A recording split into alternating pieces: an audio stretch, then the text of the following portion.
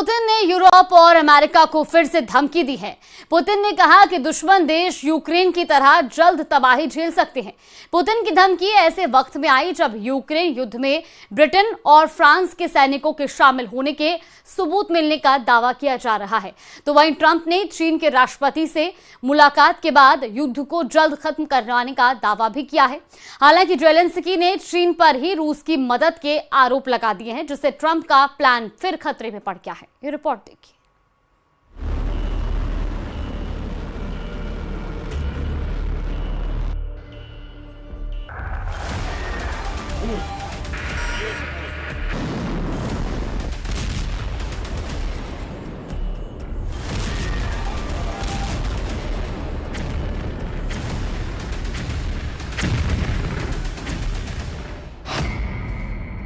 Trump पर Putin का ताबड़तोड़ तीसरा प्रहार। लुकाशेंको और किम जोंग उन का डबल हमला। पुतिन के लाल ट्रैप में ट्रंप, नेटो में हड़कंप।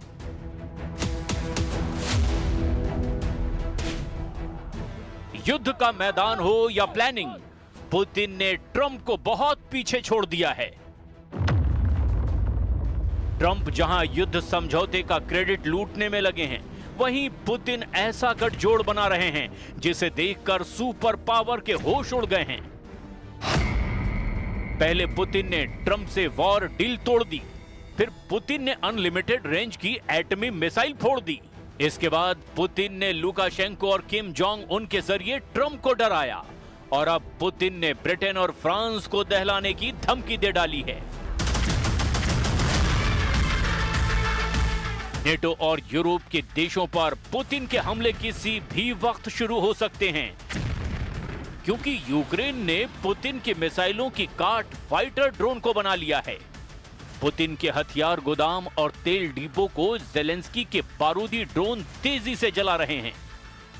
सोमवार से शुरू हुए सीरियल हमलों में रूस को भारी नुकसान पहुंचा है। यूक्रेन ने फ्लाइंग बम से रूस के कई जगहों पर भयानक हमला किया है, जिससे मॉस्को से नॉर्थ कॉकेशस तक एयर इमरजेंसी लगानी पड़ी है। इसके जवाब में पुतिन ने यूक्रेन के ओदेसा में ड्रोन से मिसाइलों की बौछार कर दी। साथ ही पुतिन ने ऑर्डर दिया कि यूक्रेन में जो भी वर्दी में मिले उसकी खोपड़ी उड़ा दी जाए, क्योंकि रूस को यूक्रेन की तरफ से भाड़े के लड़ाकों के लड़ने के सबूत मिले हैं। रूस ने दावा किया कि यूक्रेन की तरफ से फ्रेंच और अंग्रेजी बोलने वाले सैनिकों की बातें टेप में रिकॉर्ड की गई, जिसके बाद पुतिन ने सबसे पहले ऐसे लड़ाकों के शिकार का फरमान जारी कर दिया। Нежеланием киевского режима продолжать этот переговорный процесс и нежеланием киевского режима отвечать на те вопросы, которые нами были заданы, на проекты тех документов, которые нами были представлены, и на предложения в дальнейшем формате работы в составе различных групп. Все это оставлено без ответа. रूस ने दावा किया कि यूक्रेन के साथ कई विदेशी सैनिकों ने युद्ध को टक्कर का बना दिया है। खासकर ब्रिटिश और फ्रेंच बोलने वाले सैनिकों के ऑपरेशन ने रूस की टेंशन बढ़ा दी है। रूस लंबे समय से दावा कर रहा है कि नेटो के सैनिक यूरोपीय देशों की कई खुफिया एजेंसियां रूस के खिलाफ युद्ध में सीधे तौर पर शामिल हैं। वहीं अमेरिकी मीडिया रिपोर्ट में ये जानकारी दी गई कि अमेरिका और यूरोप की खुफिया एजेंसियां यूक्रेन में मौजूद हैं, लेकिन सीधे युद्ध में कोई भी शामिल नहीं है।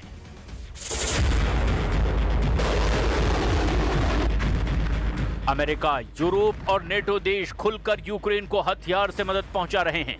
सुपर पावर के हथियारों से ही ज़ेलेंस्की अब तक युद्ध में डटे हुए हैं, लेकिन ये पहली बार है जब पुतिन ने यूक्रेन की मदद कर रहे देशों के सैनिकों की शिनाख्त करने का भी दावा किया है। जिन दो देशों के सैनिकों की वॉर टेप पुतिन के पास भेजी गई, वो ब्रिटेन और फ्रांस हैं। Служба внешней разведки России, она тревожная, хотя с другой стороны наши военные зарубежную речь, иностранные языки. पुतिन की चेतावनी के बाद रोमानिया से अमेरिका सैनिकों की वापसी फिलहाल टाल दी गई है।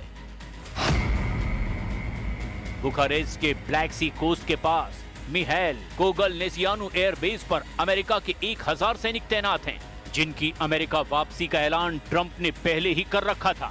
हालांकि अब प्लान बदल दिया गया है।